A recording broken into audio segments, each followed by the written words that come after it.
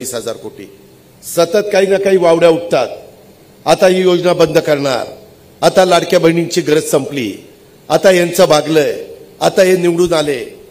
याच विरोधकांना काही मुद्दा नाही, मध्येच काहीतरी हिंदीचा मुद्दा काढतील, मध्येच लाडक्या बहिणींचा मुद्दा काढतील। माग काय मुद्दा काढलेला होता लोकसभेला? संविधान बदलणार, आरक्षण काढणार। अरे आम्ही जीव तोडून सांगतोय बाबा, घटनेचे शिल्पकार डॉक्टर बाबासाहेब आंबेडकरांचं संविधान इतकं उच्च प्रतीचं आहे, अत्युत्तम आहे की ते संविधान कुणीच बदलू शकत नाही आणि बदलण्याचं पण कारण नाही।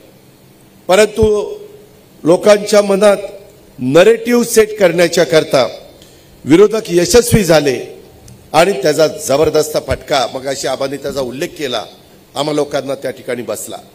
पण आम्ही खचलो नाही।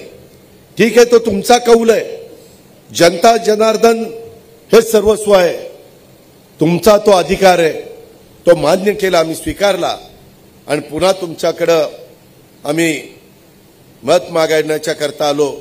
आमचं ज्या काही गोष्टी कमी अधिक प्रमाणात चुकल्या असतील त्या दुरुस्त करण्याच्या दृष्टिकोनातून आम्ही आलो आणि तुम्ही प्रचंड बहुमत, म्हणजे राज्याच्या इतिहासामध्ये महाराष्ट्राची निर्मिती होऊन 288 पैकी 238 आमदार कधी काँग्रेसच्या राजवटीमध्ये पण आले नव्हते, ते आमच्या महायुतीचे तुम्ही आणण्याचं काम केलंय, तुम्ही तुमचं काम केलंय। आता आमची जबाबदारी आहे, आम्ही आता देशाची नरेंद्र मोदी साहेबांचं, अमित शाह साहेबांचं आणि नितीन गडकरी फडणवीस साहेब, मुख्यमंत्री उपमुख्यमंत्री एकनाथजी शिंदे साहेब आणि अजितदादांच्या नेतृत्वाखाली आम्ही चालूच ठेवणार आहोत। महिलांना आर्थिकरित्या सक्षम करण्याच्या दृष्टिकोनातून ही योजना आपण आणलेली आहे। आता पुढचं पाऊल याच्यामध्ये महिलांमध्ये आर्थिक साक्षरता आणणं, म्हणजे फायनान्शियल लिटरसी ही त्यांच्यामध्ये आणण्याचा आम्ही ठेवलेला आहे।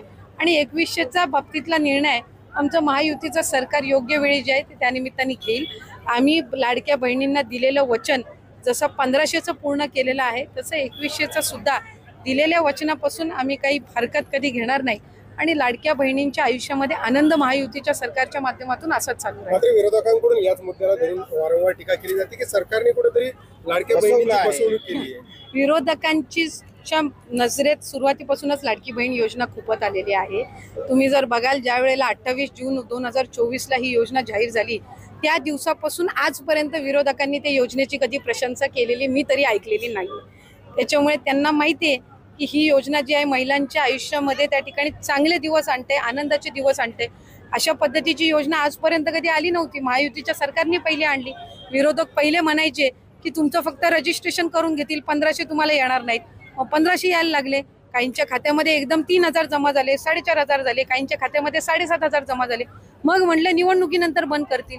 निवडणुकीनंतर पण डिसेंबर असेल, जानेवारी असेल, फेब्रुवारी असेल, मार्च महिन्याचा लाभ सुद्धा सुरू आहे। विरोधक टीका करत राहणार, त्यांच्यामधलं जे नैराश्य आहे ते कुठं ना कुठंतरी या योजनेवर काढण्याचा त्यांचा प्रयत्न आहे। राजकारण सध्या बदलताना दिसतंय। काल जयंत पाटील अजितदादांची भेट झाल्यानंतर नवीन नाही, एका सार्वजनिक कार्यक्रमामध्ये भेट होणं, आम्ही काही एकमेकाचे काही शत्रू नाही आहोत। राजकीय वेगवेगळे जरी त्या दोघांनी त्या ठिकाणी निर्णय घेतलेले असले, एका सार्वजनिक कार्यक्रमामध्ये स्वाभाविकरित्या आज मुख्यमंत्री, दोन्ही उपमुख्यमंत्री किंवा कुठले मंत्री किंवा समोरचे विरोधी पक्ष नेते जरी आले तरी त्या निमित्ताने एका व्यासपीठावर असतात। त्याच्यामुळे त्यामध्ये काही असं वेगळं काही राजकारण बघण्याचं काही कारण